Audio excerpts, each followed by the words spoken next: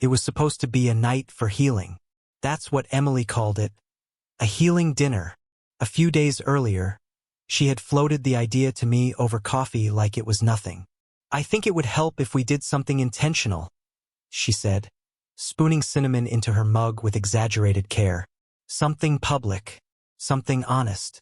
I want people we trust to see we're trying." At the time, I nodded. I was tired, drained honestly, and I thought maybe she was right. Maybe a reset could work. But now, standing in our kitchen with the sharp scent of rosemary and garlic floating in the air, the candles flickering in the other room, and the sound of clinking glasses as our guests settled into the dining area, I saw it. The first sign I couldn't ignore. It was barely peeking out from under a stack of takeout menus and a few grocery receipts. A crisp piece of paper folded into quarters, stained at the edge with what looked like soy sauce. I might have missed it completely if I hadn't gone searching for the corkscrew in the junk drawer, of all places. I unfolded it slowly. Hilton City Suites, Emily K. Check-in time, 3:58 a.m. Room type, Deluxe King, Suite for 2. The blood drained from my face so fast I thought I might actually pass out. 3:58 in the morning. That wasn't business hours. That wasn't even late night for work hours. That was desperation in the dark hours. That was a time you tried to sneak back home before sunrise. And then, just to the right of where the paper had been sitting, I saw it. A bottle of men's cologne. Black glass, gold trim, the kind of bottle that looked expensive just by how heavy it was. Not mine, not even close.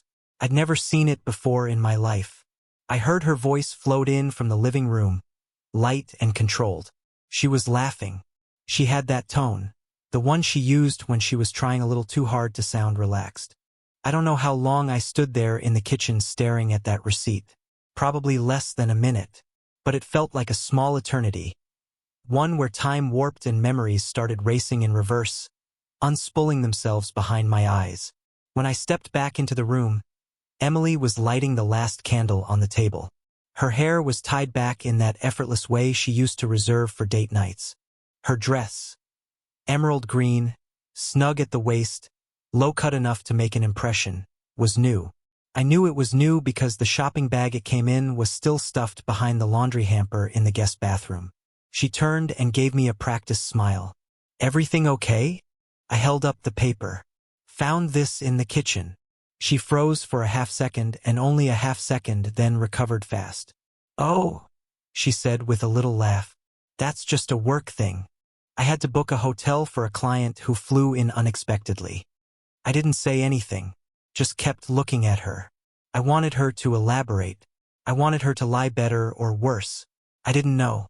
It was supposed to be under the client's name, but it auto-filled mine because I used the company card. Happens all the time. "Suite for 2, though?" She smiled again, tighter this time. "Some clients bring their assistants or partners. I don't know who they brought. I didn't stay there, Aaron. I just did the booking." "You're seriously asking me about that right now?" I glanced at the cologne bottle on the counter. She followed my gaze. "That? A gift. From Theo in marketing. We did this internal giveaway thing last week. Everyone got some random product. I got cologne." "You wore it." She blinked. "What? No, of course not. The still sealed." It wasn't. The plastic was ripped at the corner. The cap twisted halfway off. I knew because I'd opened it and sniffed it while standing in the kitchen. It was woodsy, smoky, not my scent, definitely not hers. Before I could respond, she walked over and took the paper from my hand, folding it up and setting it on the hallway console table like it was junk mail. Then she turned to our guests. "Sorry about that, guys. Aaron thinks I'm secretly living at the Hilton," she said with a smile that was just dry enough to get a laugh. They chuckled awkwardly. I looked over at Harper and Dan, friends of hers from work who I barely knew. Dan looked down at his plate like he wished he were anywhere else. Harper gave me a sympathetic nod, as if to say, "Don't take it personally. She's just like this." "Anyway," Emily continued, brushing her hands together like she was shaking off dust, "what I was saying before, tonight's about us recommitting, being honest, owning the mess and rebuilding better. Together. She said it like she meant it. She always did. And then she took my hand. I let her. I didn't say a word. Inside, though, I felt myself fold in two, one half playing the role of the man who was willing to believe, the other screaming from behind my eyes that this was a show and I'd just been cast as the oblivious husband. For the rest of the dinner, she was in control, asking deep questions, sharing vulnerable anecdotes, laughing a little too freely, but making it sound genuine. I watched her pull people in with charm, warmth, tears when needed. Everything calculated down to her timing between sips of wine. Not once did she circle back to the hotel. Not once did anyone else ask. And I understood, then, what this was really about. It wasn't a healing dinner. It was image management. It was narrative curation. She didn't want to fix us. She wanted to be seen fixing us. And me? I was just a prop she needed to sell the story. The rest of the night passed in a blur of politeness. I don't remember much of the steak or the wine, or the way Dan tried to compliment the food while avoiding eye contact with me.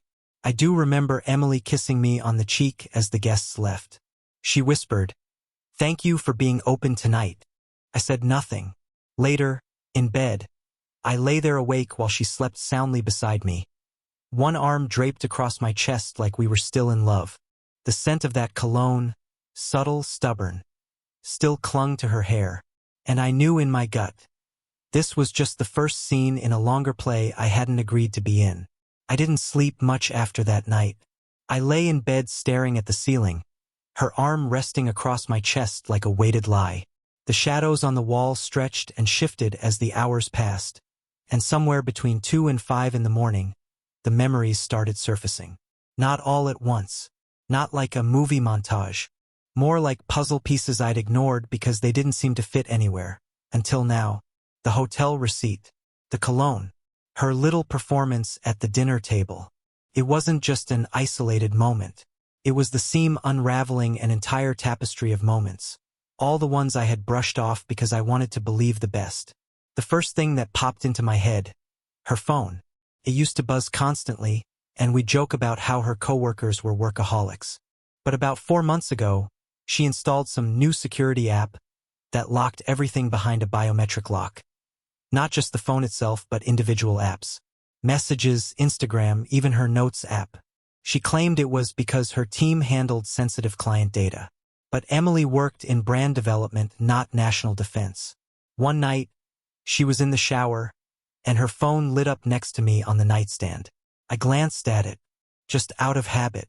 The screen only said, "You up? Red heart," from a number that wasn't saved. The second I touched the screen, the whole phone went black. I told myself I must have imagined it, or maybe it was a friend. But something about the heart emoji didn't feel platonic. Then there was the Tuesday alarm. Every Tuesday at exactly 4:17 a.m., her phone would buzz. Not a normal alarm, not something that rang.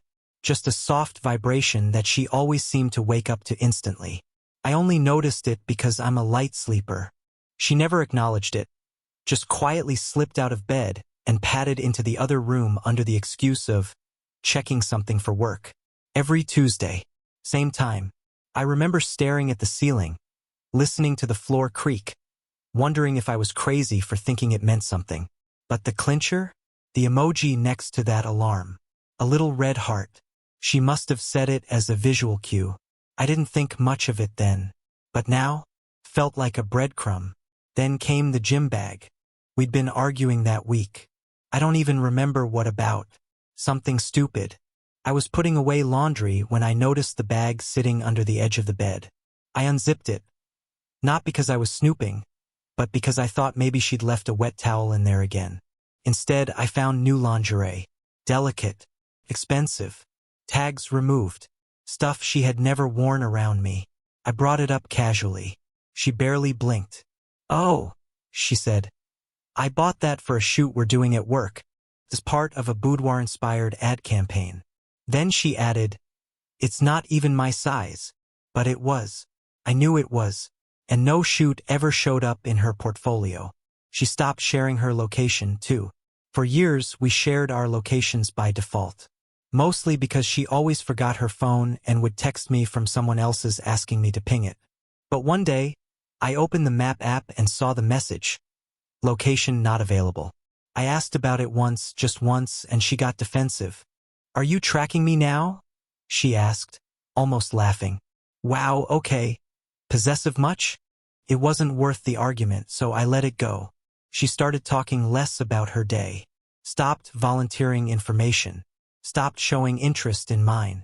It was like I became background noise in my own marriage. The version of me she needed for show. Her audience.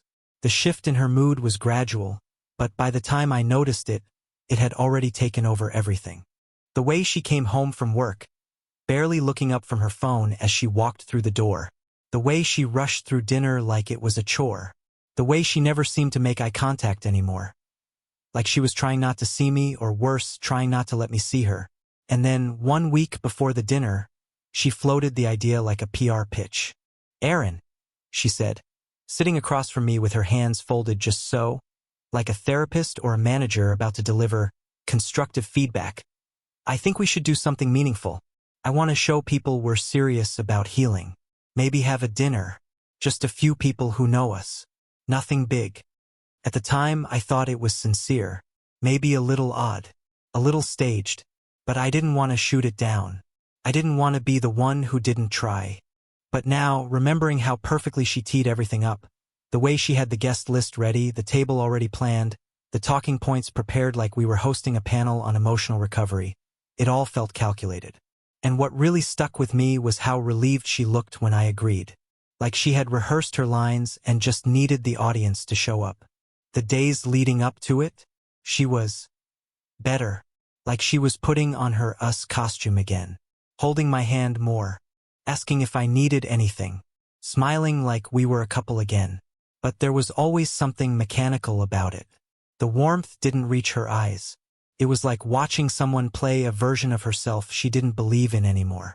And now that I'd seen the receipt, the timestamp, the suite for two, the name printed clearly at the top, I couldn't unsee everything else. I spent the next morning in a fog. I went through the motions of work, meetings, calls, but I wasn't really there. My mind was too busy stitching together fragments I'd filed away under "Don't overthink it." The text messages she used to get at night and dismiss with a quick flip of her phone. The girls' nights that turned into overnight stays. No photos. No shared stories afterward. The spontaneous new skincare routine she blamed on stress from work, even though it looked more like the kind of preparation you do before someone sees you up close. The gym membership she suddenly got excited about after years of ignoring it, but always during odd hours and never when I offered to join her. And then the weirdest one. The sudden push to be seen as working on it. She posted a quote to her Instagram the week before the dinner. Something about choosing to fight for love, with a caption about how real commitment is messy but worth it. It got a lot of likes. A few coworkers chimed in with heart emojis and "You guys are goals" comments. She showed it to me like proof that people still believed in us. I smiled and nodded. But now I saw it differently. It was a smokescreen. Something to preempt the fallout. If things blew up, she could say, "See? We were trying. I was putting in the effort. Look at the post. Look at the dinner." It would buy her sympathy. Maybe even cover. I used to think of suspicion as a sudden thing, like a switch flipping. But now I understood it was more like erosion. A slow, quiet undoing of certainty. A series of moments that didn't scream until they were all saying the same thing in unison. That morning, while she showered, I sat on the edge of the bed, scrolling through old texts between us. They were normal. Too normal. No warmth. Just logistical exchanges about groceries, timing, appointments. They read like two co-workers co-parenting a schedule. And when I heard her singing in the shower, like everything was fine, like she wasn't carrying the weight of a lie, something snapped in me. This wasn't paranoia. This wasn't insecurity. This was pattern recognition. It all fit. The sudden secrecy, the shift in intimacy, the unexplained absences, the performative gestures of healing in front of others but nothing behind closed doors.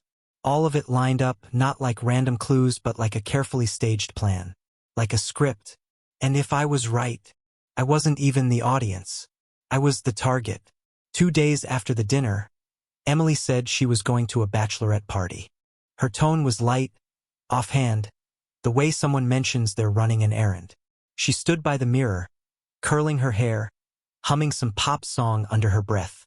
The smell of her perfume, the same one she'd started wearing a few months ago, filled the room. "It's just the girls," she said, catching my reflection in the mirror. "A week by the lake. You know how we get when there's wine involved." A week, that stuck out. Who spends a week on a bachelorette trip? I nodded slowly. "You need the break," I said, because that's what I was supposed to say. She smiled, and for a split second, I almost let myself believe the smile was real. But then her phone buzzed. She glanced down at the screen, her eyes darting back to me. Quick, nervous, like a reflex. She turned the phone over and said, "Just Harper," reminding me about snacks. I wanted to believe that too. The morning she left, she kissed me goodbye at the door like she always did, but it felt rehearsed. Her eyes didn't linger. She didn't even wait for me to walk her to the car. Just said, "Don't worry. I'll text when I get there." And she did. Only the text didn't feel right. "Made it. Spotty Wi-Fi, but everything's great. Love you." No photo. No laughter in the words. No exclamation points that sounded like her. That evening, I poured myself a drink and sat on the couch in the dim light. The house too quiet. I'd been through suspicion before, little doubts that came and went, but this time it felt like the calm before something irreversible. Around midnight, I got up and went to her office. She'd left her old work laptop there. The one she claimed was too slow for her projects. I'd never gone through her stuff before. It wasn't who I was. But something in me said I needed to see. Needed to know if I was crazy. The laptop still had her iCloud login cached. The moment I opened it, my heart started pounding. There it was, Emily K. Device backups, last sync, 2 hours ago. 2 hours ago. I clicked. The desktop filled with folders. Messages, photos, notes, locations. I didn't even know backups kept that much detail. But there it was, the archive of her double life, sitting right in front of me like it was waiting to be read. The first thing I opened was her messages folder. Took a second to load, and then I saw it. A thread labeled Nate Fish, my best friend. I froze. There were over 300 messages. Most of them were short, coded, casual at first. Things that could have passed as inside jokes. Then they got bolder. Nate, 3:58 a.m. Made it. Emily, good. Key under the mat. Same blanket? Nate, you're impossible. Emily, you love it. My stomach turned cold. Scrolling further down, the language changed. The messages weren't even subtle. Mentions of sneaking out quietly, of same time next week, of her worrying about him getting suspicious. Him. Me. That was the moment the ground stopped feeling solid.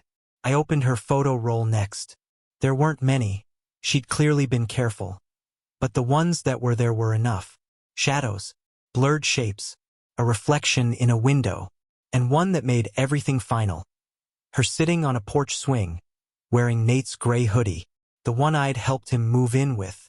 Timestamp, the previous morning. I don't remember closing the laptop. I don't remember walking out of the room. I just remember standing by the front door, staring at my shoes, the kind of silence that doesn't feel like silence at all but like static in your chest. For hours I couldn't move, couldn't think, couldn't even breathe properly. Every memory of the last year started replaying itself, but in reverse. The moments that had seemed normal now twisted into something sinister. The barbecue last summer, when she and Nate laughed together a little too easily. The hiking trip where they went ahead to find the trailhead and didn't come back for almost an hour. The night she said she was grabbing drinks with Harper. And Nate texted me asking if I wanted to hang out, but then canceled 5 minutes later. It had been there the whole time, right in front of me, and somehow I had looked away. I didn't want to be the kind of man who checks devices, who questions every move, who loses his sanity over suspicion. But now that I knew, I realized the truth doesn't care how decent you try to be. It doesn't reward restraint. It just waits until you can't ignore it anymore. The next morning, I drove. I didn't even know where I was going until I was already halfway across town. Her location history from the backup had pinned a place, a private house on the outskirts near the lake. I followed the coordinates, my hands gripping the steering wheel so hard I could feel the tremor in my fingers. When I pulled up, it was early. Dawn-gray sky, a mist clinging to the trees. The driveway was empty except for one car. Nate's. I recognized it instantly, the same dent on the left bumper from when he hit a parking barrier 2 years ago. For a long time, I just sat there. I don't know what I expected. Maybe some kind of adrenaline, some rush of confrontation. But instead, I felt hollow, detached, like I was watching myself from far away. At 7:14 a.m., the front door opened, and there she was, Emily, wearing Nate's hoodie, hair pulled back in a messy bun, holding a coffee mug like she belonged there. She stepped onto the porch, glanced around casually, and sat down. I didn't move, didn't honk, didn't roll down the window. I just watched. After a few minutes, Nate appeared behind her. He leaned against the doorframe, said something I couldn't hear. She smiled, that same effortless, practiced smile I'd seen at our dinner table. He kissed her forehead, and she laughed softly, resting her head against his chest. That's when I started the engine and drove away. No screaming, no confrontation, no revenge, just silence. By the time I got home, the sun was fully up. The kitchen was still exactly how we'd left it. Her mug by the sink, her jacket hanging neatly on the chair. Everything in place, as if the world hadn't just ended.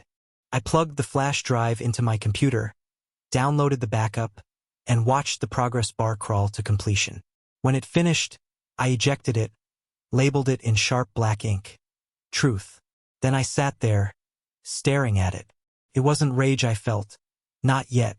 It was something quieter, colder. The kind of understanding that leaves no room for denial. This was final. Undeniable. Wordless. And for the first time in months, I didn't feel crazy anymore. The next day, I woke up to the smell of her perfume. Faint, ghost-like, still clinging to the bedsheets. I hadn't slept much.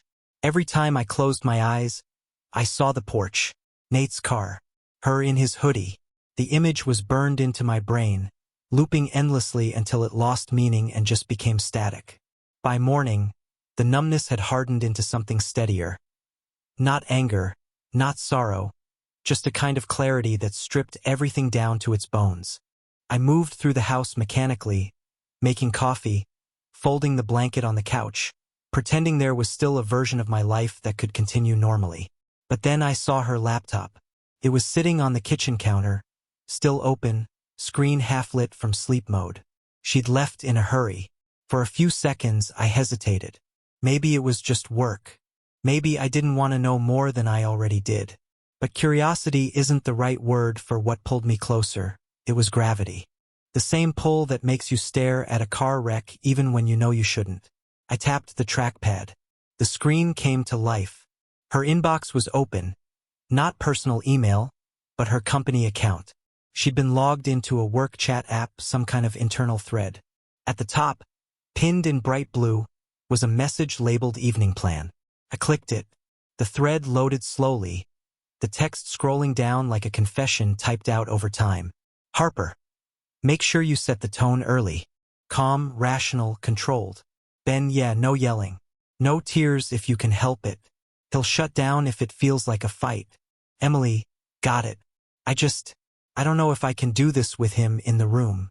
Harper. That's why we'll be there. Witnesses matter. It'll make it harder for him to twist anything. Ben, record it if you can. At least audio.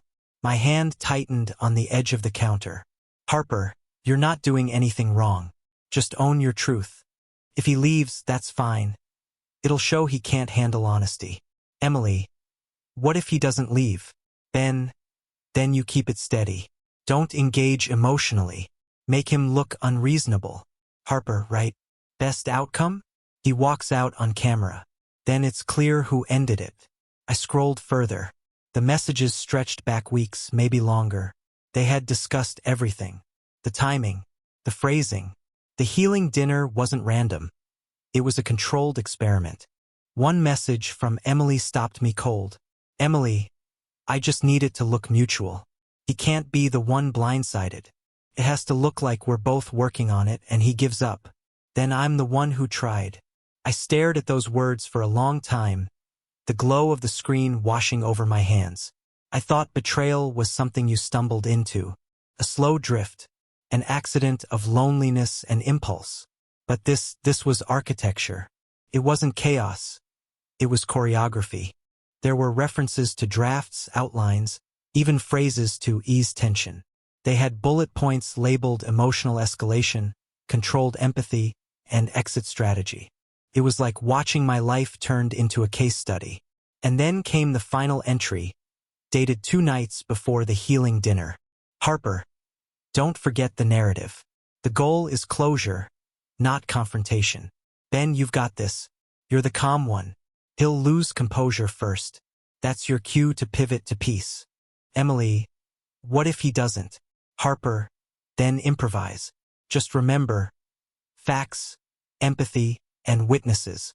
If it spirals, we'll help steer it. That word, witnesses, jumped off the screen. I could almost hear Harper's voice, that smooth, managerial calm. She'd been there that night, sipping wine and nodding like a moderator. Suddenly, the dinner replayed in my mind, scene by scene with brutal clarity.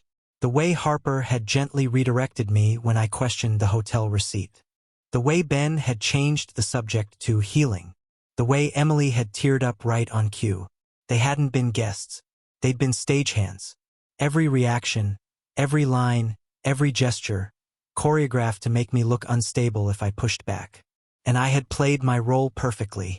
My pulse thudded in my ears as I scrolled to the bottom of the thread.